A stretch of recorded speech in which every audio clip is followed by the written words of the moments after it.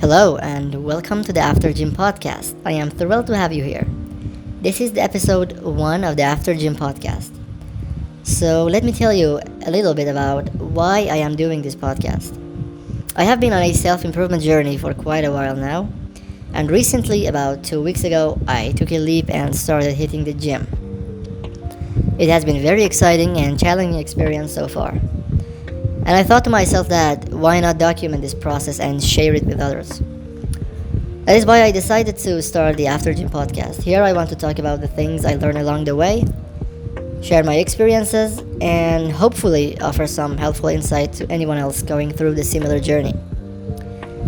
A quick note about recording equipment. I don't have all the fancy recording equipment, so for a while it's just gonna be audio. But don't worry, it's the content that matters. I believe that even without the visual aspect, we can still have meaningful conversations and learn together. Also, I am a firm believer that I should keep things simple and relatable, so I try to be straightforward as possible, give practical tips and genuine stories from my personal experience. Also, you might have noticed some accent in my English as English is not my native language. So, excuse my accent. And thank you for joining me on this adventure. So, the first topic I want to talk about is something that I like to call delayed destruction. You may have heard the counterpart, which is delayed gratification. Delayed destruction is something that I haven't seen many people talk about, but it is really important part of self-improvement journey. So I decided to dedicate my first podcast to this concept and explain it to you guys so you can have a better understanding of your self-improvement journey. To understand delayed destruction, we need to talk about instant and delayed gratification first. Instant gratification refers to the immediate satisfaction we seek from indulging in pleasurable activities. Those are things like they are shortcuts to fulfill our internal desires. Things like playing video games or watching pornography or eating junk food, they count as instant gratification. They are kind of irresistible urges for most people, and people don't consider the long-term consequences. Like in the long run, they are not good. On the other hand, we have delayed gratification, which involves exercising the self-control, making sacrifices, and patiently working towards a long-term goal. And I like to emphasize on the word patiently. It is important to realize that it is called delayed gratification for a reason. There is a delay between the time you do the work and the time you see the result. You need to be patient. Now, let's shift our focus to the concept of delayed destruction. Unlike the delayed gratification, delayed destruction is when the negative consequences add up over time without our awareness and they explode to our face at some point. For example, if you don't take great care of your health, over time and during years, this not taking care of your health will add up and slowly causes things like disease or health problems and so on. This is the concept that I like to call delayed destruction. Now, this is something that we might have known deep inside or we might have discussed about it, but there is something that we have forgotten about this. Many of us who walk in the path of self-improvement may not initially realize that we have been living a life that wasn't conducive to our growth and well-being. As we start to make positive changes, we may encounter the delayed destruction. This is a problem. Many of us who face the delayed destruction think that the world doesn't want us to improve. It is easy to bring excuses and not continue with your self-improvement journey. So when you're making a small positive changes or even big positive changes like going to the gym or like deleting all of your video games, it is natural to expect that you want things to work out for you.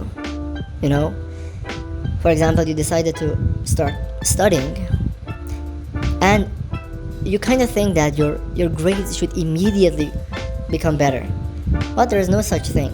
If you haven't been studying for a very long time, you might have bad grades, you might have gaps in your knowledge that you need to fill.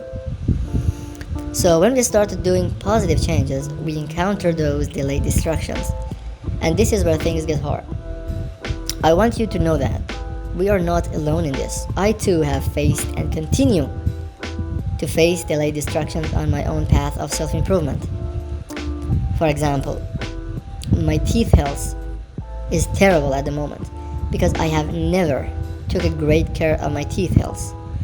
But recently I started taking care of my teeth health, even though my current state of teeth health is not good, but I am trying to prevent it from becoming worse. And also going to doctor to fix my teeth. This is a step I am doing for my future self. Okay? The act of brushing teeth today might not fix any issues, but in the long term, brushing teeth every single day, that is the real thing I want to do. The consistency and doing things for long term will give you the results. If you do good things over time, you will see good results. But if you do bad things, well, you see bad results. When you're confronted with delayed distraction, it is crucial not to lose hope.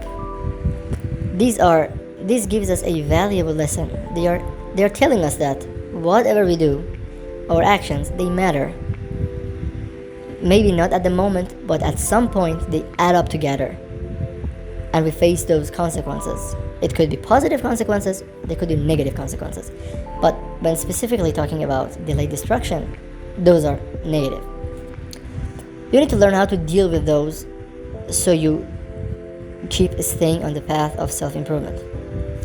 You need to practice self-compassion and forgiveness. For a very, very long time, I could not forgive myself for things I did in the past. I just could not live with the fact that I wasted years and years of my life. And that feeling never let me start my self-improvement journey, or rather continue my self-improvement journey.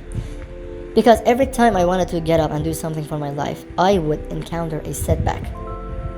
For example, when I want to start going to the gym, and I see my shoulder has some problem, and that might be a setback, and I'm like, the universe doesn't want me to go to the gym, my shoulder has problems. But if I realize that my shoulder health, this problem, is because of my previous actions, and it is a consequence of my actions, and also what I'm doing today will also has consequences tomorrow, a year later, even 10 years later. If I realize that concept, I slowly start to realize that I need to work daily, and these are just the consequences. These are natural. These are something that I should expect to encounter, and maybe you should too. That's all I'm saying. You need a support system, you need books, you need YouTube videos, you need professionals to keep reminding you that your daily action is what matters.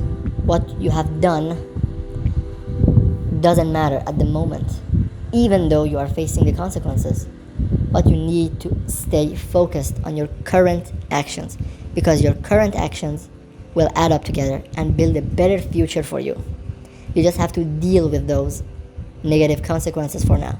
That's how it works. We cannot change what we did, but we can change what we will do and what we will get. We built our lives. And also remember that delayed destruction is not the end of the road.